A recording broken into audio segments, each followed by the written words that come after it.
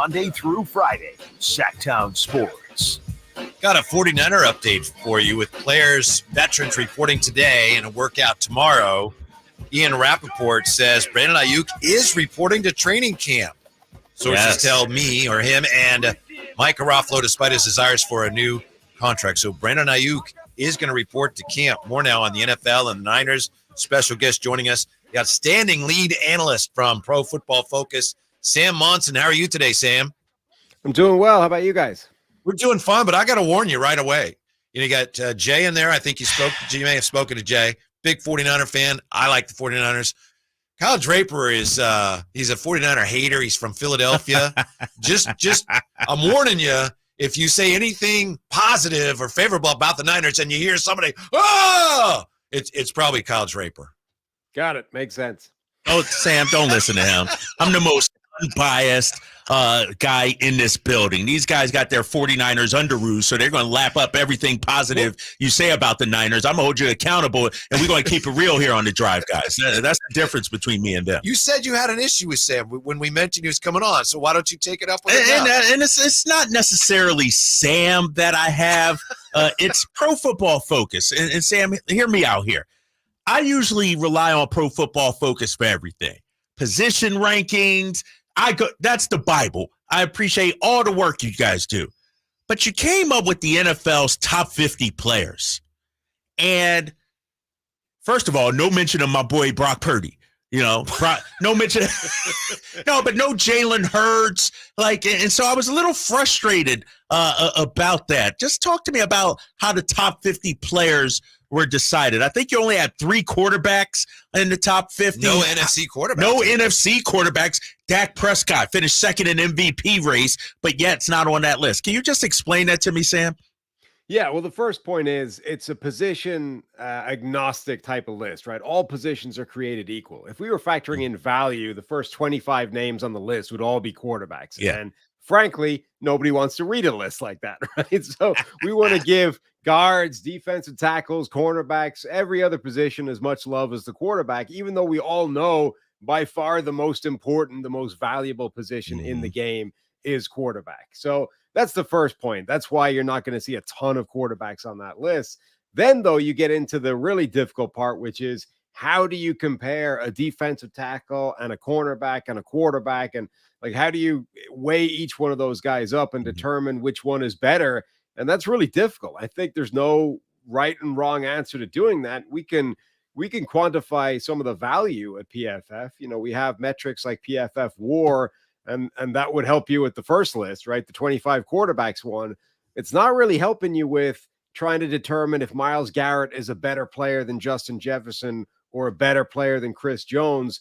And that's where it starts to get difficult. And you've got to try and work them and kind of look at them relative to their peers, relative to the other guys at those positions, and try and get an idea where they stand historically. And that gets really difficult really quickly.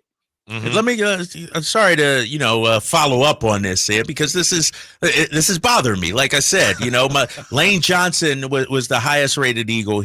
He was at 10. How did we come to the conclusion that 5 of the top 8 players in the NFC are 49ers? You got George Kittle. Explain that to me. If I'm Dak Prescott, if I'm CeeDee Lamb, if I'm some of these other guys, I'm feeling disrespected by this list. I mean, look, the 49ers may have some problems on their roster, but the one thing they don't have is a lack of top-end superstar players. And we did an exercise a while ago, right, where we were saying, name the top 3 players on every NFL team. And most of the teams, you get 1 or 2, and then the third guy, you're like, okay, there's a couple of guys we could talk about, Pro Bowl type players. The 49ers, to even get to 3, you are eliminating guys that are like the best player in the NFL at their respective position, right? If you want to call their 3 players, let's say Fred Warner, best linebacker in the NFL, Christian McCaffrey, best running back in the NFL, Trent Williams, best left tackle in the NFL. That leaves out Nick Bosa, who could be defensive player of the year in any given season. That leaves out your guy, Brock Purdy, leaves out all kinds of people, and that's just to get to 3. So, like it or not, the 49ers have an absolutely stacked roster at the top end. Sam Monson from Pro Football Focus. So, yeah, as far as Brock Purdy goes, as I mentioned, your underrated offensive players for the year. Brock Purdy's the quarterback. Why? I agree with that, but why do you think we're still having this discussion? Do you think we'll ever get to a point where people will accept that Brock Purdy is a top-flight quarterback, or is he always going to be seen as a but ... guy by some? No, there's always going to be a question about it. And the thing is, this is the problem with quarterback discourse is we can't even determine whether or not a guy is good or not, right? And it's impossible because the way I like to think of it is think of like a credit pie chart, right? Right now, all we know is that Brock Purdy is looking phenomenal out there.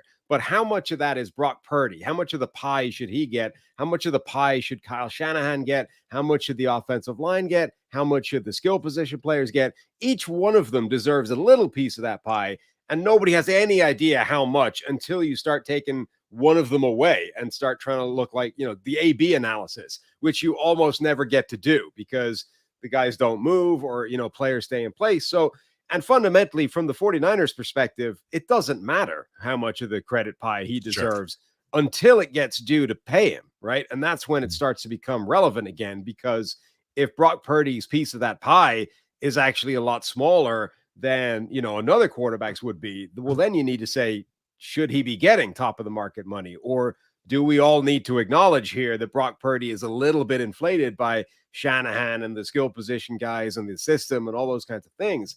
But it makes it really difficult to get a guy like Purdy who, Mr. Irrelevant, the last pick of the draft. Obviously, he's a better player than that, right? I think it's clear that if you put Brock Purdy anywhere in the NFL, he would be outperforming the last pick of the draft. The draft community, the NFL got it wrong. We misevaluated Brock Purdy, but we don't know that he would be the same player he is right now. And that's where it starts to get difficult. We know the two ends of the spectrum, right? He's better than Mr. Irrelevant, and he's probably not as good as he looks right now because this is the optimal situation for him. But where he fits in the middle there is anybody's guess. I mean, the top 50, when you got 5 of the top 8, I think that's sort of, for those detractors of Brock Purdy, it's like, see, he has the most talent out of anybody around him. One thing that I noticed in the top 50, no Saquon Barkley, and I understand, his numbers were down. How do you think Saquon going to Philly impacts the Eagles and what they'll do this upcoming season? I think it'll be a big help for them. I mean, Saquon Barkley, nobody's ever questioned his talent, right? He's an incredibly gifted player. He's a physical freak. He's incredibly good in the open field. He can score a touchdown from pretty much anywhere. And now he's going to what is by far the best situation he's ever been in terms of the blocking in front of him, the overall offensive scheme, the weapons around him. You should be getting the best version of Saquon Barkley this season if he can stay healthy. And that has been, a question mark for him throughout his NFL career. But yeah, I would imagine this is going to be the type of season that reminds people why he was such a high draft pick.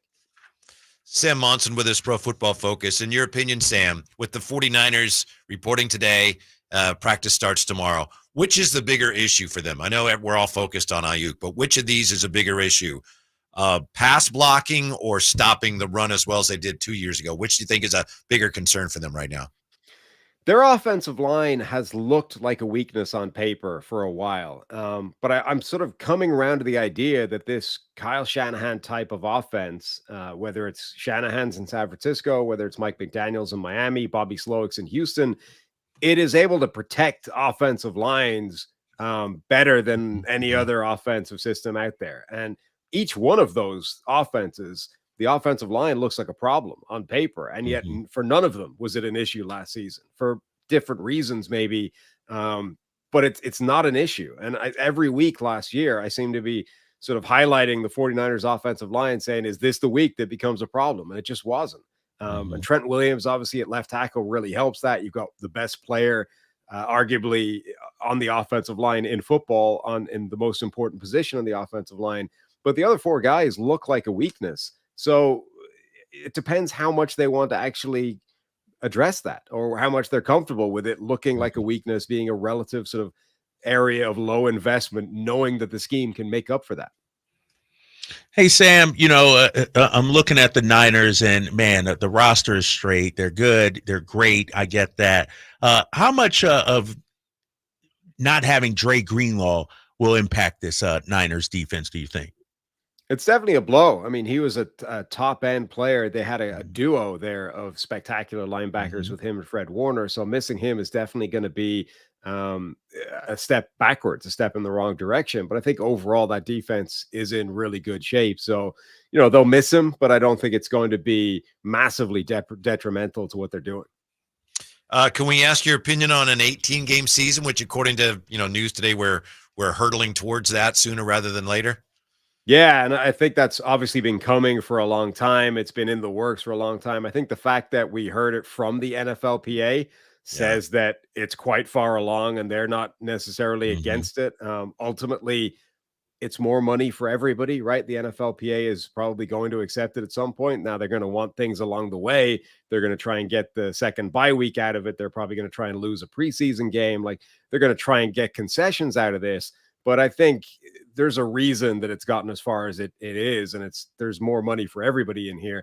And I think the NFLPA actually trying to kind of splinter it off from overall CBA negotiations is probably a smart thing.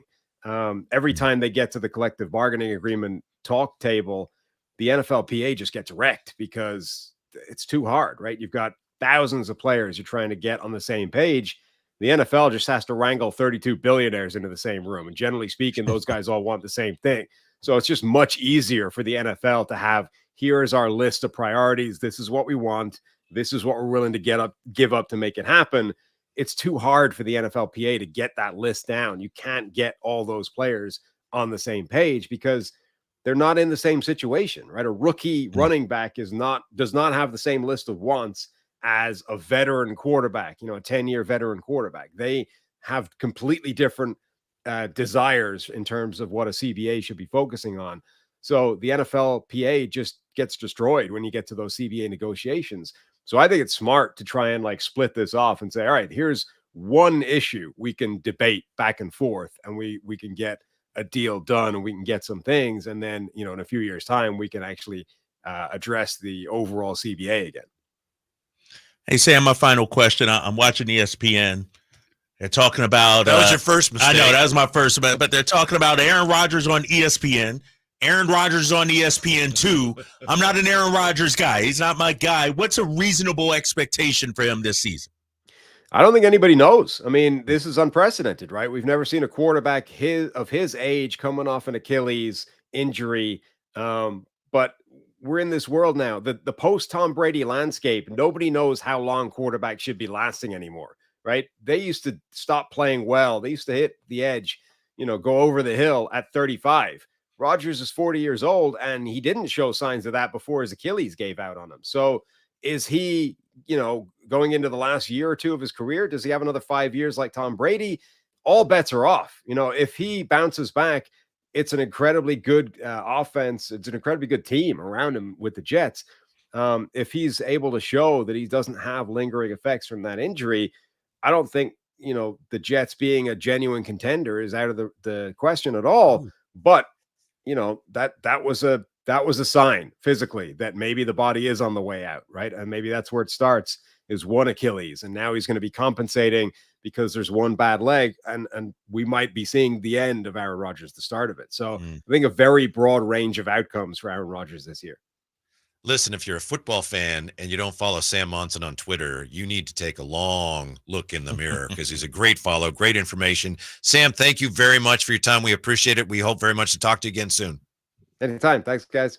All right, take it easy. Sam Monson. By the way, when we come back, your boy Aaron Rodgers, the top 100 rankings are out. Oh, they're out? Okay. Part of the last 10 are his top 100 ranking as chosen by other players, falling to an all-time low. Yes. Next with the Drive Guys on Sactown Sports.